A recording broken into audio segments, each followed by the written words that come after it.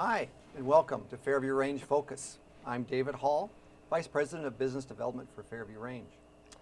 In this monthly segment, we focus on community health topics of interest, and today I have the pleasure of having Bev Moberg and Claudia Mescher to join me. And Bev is the coordinator for volunteer services in the auxiliary at the hospital, and Claudia, you are the vice president, correct? All right. Got that right. So thanks for joining me. And so today we're going to talk a little bit about volunteer services, things that go on at the hospital and what kind of opportunities might exist there, and some events that you have coming up, I believe, too. So Bev, why don't we start and you tell me a little bit about volunteer services and what is that all about? Well, the volunteer service program is, we coordinate efforts of all the volunteers and the activities of the Fairview Range Auxiliary to bring back the services to the Fairview Range Medical Center. And we try to provide the highest quality of service and support to our patients, our families, the volunteers, and the community we serve by respecting their dignity and meeting their needs. And one of the ways we provide these services is through our recruitment, our orientation, our training. And in this way, we feel like we're providing real compassionate, resourceful volunteers to address the needs within the hospital. We work to coordinate and supplement a lot of the programs of the other departments in the hospital. And we also try to meet the experience needs and be very flexible around the volunteer schedules. That's a very important part of it. Mm-hmm. And I just want to express that we do flex around everybody's schedule. Because sometimes I think volunteers are hesitant to make a commitment, but so I like to just reaffirm that. Okay. Also, we, through the auxiliary, conduct fundraising events. And the proceeds from these events, at the end of the year, we make allocations back to the hospital for different equipment and services that might help our patients and families in the area. Okay. Mm-hmm. So tell me a little bit about, you said there's different opportunities for people to volunteer in different areas. Can you describe some of those for us? Yeah, we have two main, I would say two main areas. One is the medical center volunteer, and you'll find these volunteers like at the information desk, at the guest services, the patient family waiting area, working in the gift nook.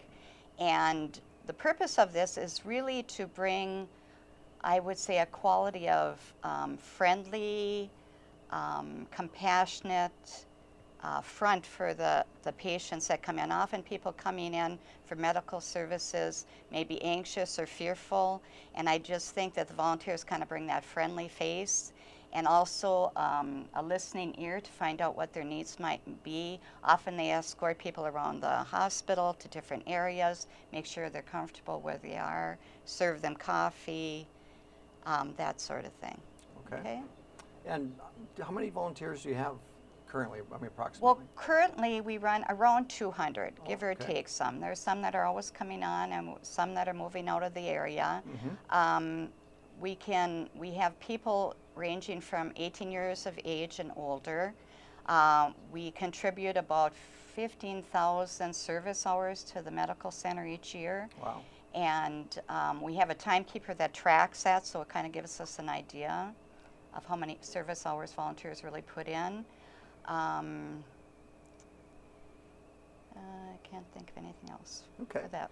Okay. So you mentioned the age groups. So someone could be a volunteer even though they're not retired, if maybe they work part-time. Right. Or they work out of their house. Because we have a second group we call the Auxiliary Special Projects volunteer. And these people don't necessarily work in the service areas in the hospital, but they work maybe on committees, event planning committees, they work with the fundraising. We've called in a clerical group to put out a special mailing for the hospital.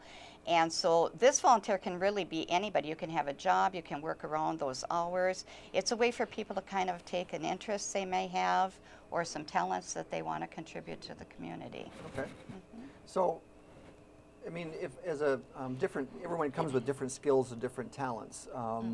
And do you kind of look at that in regards to when someone says, yeah, I want to volunteer, but maybe they would prefer to be in one area versus another, or certain strengths? How do you kind of match them up, or how do you do that? Yeah, when we go through the orientation process, I usually do a lot of questioning as far as their interests, what schedule may have, what they'd like to contribute. Some people like to be up and about in the, you know, walking and being active. Others have maybe some medical restrictions and they rather have a quieter area. I think that sometimes we can, you know, get somebody situated in a certain area and they decide that maybe doesn't have a good fit, so we can flex around that. We're always looking to build programs, so I've made starts in the urgent care and ER section of the hospital for people who maybe want to do some evening hours and weekends.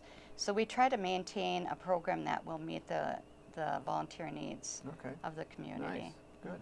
Okay. And then you mentioned flexibility. Maybe you can kind of elaborate a little bit. So it sounds like you kind of realize that people also have schedules and things. So. Okay. Well, what I'm finding is many people who are retired want to keep quite free to visit their grandchildren and go on vacations and explore the world, so to speak. And so I just want to affirm that all people have to tell me is I'm leaving for 3 weeks and I make the adjustment. Okay. And I think that through our committees and the infrastructure we're building, that we're looking for everybody to contribute a little bit to the whole program, and that way the responsibility isn't resting on just a few shoulders. Sure, sure. I suppose that's one of the values of having a larger group. I mean, that the bigger the group is, a little bit easier it is to accommodate when people are gone and other people can fill in and so forth. That's right. Okay, great. Now, obviously this is a benefit to the hospital. And just from my position, I certainly understand from the business standpoint that we just don't have the ability to have paid positions in every single area. So I know how grateful the organization is to our volunteers and for the value that they bring to the organization. But there must be some value to the volunteers as well. What in your mind, how do they benefit? Well, I think one of the things that I can say without reserve is we have a great team. So they become members of a very friendly, inclusive team, and you get a sense of belonging from that. Also, it's a good deal of fun. You know, I think we can get a good feeling from helping people, from the efforts we put to enriching other people's lives. I believe that it's an opportunity to make new friends. It's an opportunity to utilize, to share within the community, and just contribute in that way. And as a volunteer, I left a job where I worked 70 hours a week. I needed something to do, and this fulfilled that need to make myself feel useful after retiring from the educational system. So I have to concur with Bev that there's equal amounts of benefit to the volunteer as there is to the hospital. You become part of another entity that you feel worthwhile and can help out. Yeah, great. It's really serving the greater good. Yeah, I mean, I appreciate that comment, Claudia, because I know, like you said, you were working full-time and a lot of hours, and I suppose that was probably a difficult adjustment to go from that to being retired and feeling like, now what do I do? After I rested for about 6 months, the hospital was the first job I took on. Okay. Okay, good. And there are a lot of volunteers serving in lots of different capacities. There's different events, and I know some of them are specifically to benefit the hospital as fundraisers, but there's also events that benefit to recognize hours and things. Maybe can you talk a little bit about some of the different programs and events? We have an executive board for the auxiliary, and they sponsor meetings during the year. We have 2 membership socials, and we have an annual meeting. We also have different fundraisers that are sponsored by the auxiliary. The hospital offers appreciation through their awards banquet each year, and we have a timekeeper that tracks all the service hours the volunteers put in. And this year I was very happy to be able to present an award to one of our volunteers for over 6,000 hours of service. Wow. Yeah, so people are very committed, and I think that speaks well of the program, that they do feel like they're investing their efforts into the lives of other people and enriching them. And the hospital also offers us to attend the holiday tea and the summer picnic. There is a $4 luncheon benefit when you're at work at the service areas within the hospital with your vest and your badge. You get to, get a $4 allowance towards your meal while you're serving. Okay. Mm-hmm. Nice. All right. So there's sounds like a lot of different events or opportunities for people to be engaged. Mm-hmm. I know you mentioned the timekeeping Mm-hmm. and the hours. And now, tell me a little bit about, there's different levels of recognition based on hours, or how does that work?